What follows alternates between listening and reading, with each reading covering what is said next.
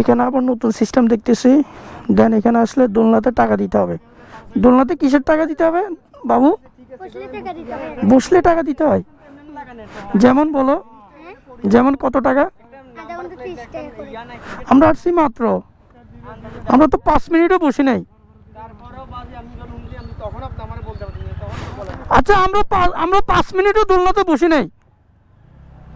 আমরা তো 5 মিনিটও বসি নাই, জাস্ট এদিক দিয়ে ছবি তুলতেছে। আমার যা মন চাই কেন দিব বাবু?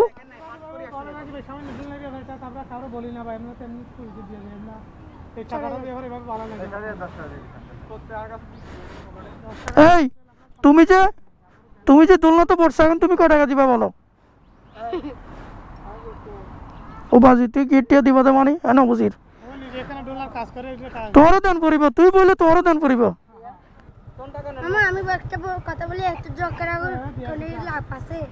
তো যারা পড়ছে তাদের থেকে টাকা নাও, আমি বাইক নিয়ে ঘুরতেছি, আমাকে কেন বলতেছো? তো আমাকে দেখছো তোমরা দোলনাতে বসতে? গ্রুপ বলে আমাকে কেন বলতেছো? ওই যে ওরা উঠছে যে ওদেরকে বলো। এখানে একটু মজা করলাম ওদের সাথে। এখানে ওদের নতুন একটা সিস্টেম দেখলাম যে দোলনাতে উঠলেই নাকি টাকা দিতে হয়। বাই দ্য ওয়ে আমি দোলনাতে তেমন বসতে পারি নাই, নিয়াজ আর ওরা বসছে, দেন ওরা চলে গেছে আগে দিয়ে।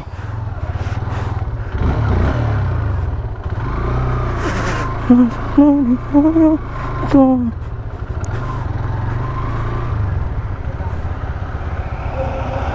কি হয়েছে, টাকা দিছস? কত টাকা দিছস? পুরো একটা অবাক কাণ্ড বুঝছেন, মানে এখানে দোলনাগুলো সাজানো আছে।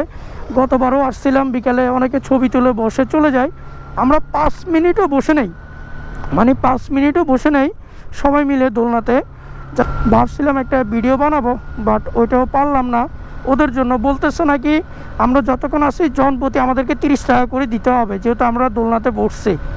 মানে ঝুলন্ত যে এই দোলনা বলে আর কি যাই বলেন আপনারা, এর জন্য নাকি তাদেরকে পার পার্সন 30 টাকা করে দিতে হবে। মানে কি একটা আজীব একটা, মানে বুঝলাম না ব্যাপারটা আসলে। যে কোনো জায়গায় দেখবেন, যদি আপনি ট্যুরিস্ট হিসেবে যদি কোনো একটা জায়গায় যান, দেখবেন যে আপনার উপরে যত জুলুম অত্যাচার আছে সব শুরু হয়ে যাবে। স্থানীয় যারা থাকে তারা আপনার উপরে সব জুলুম অত্যাচার একসাথে চালানো শুরু করে দিবে। এটা হলো আমাদের মতো ট্যুরিস্টদের কপাল খারাপ আর কি।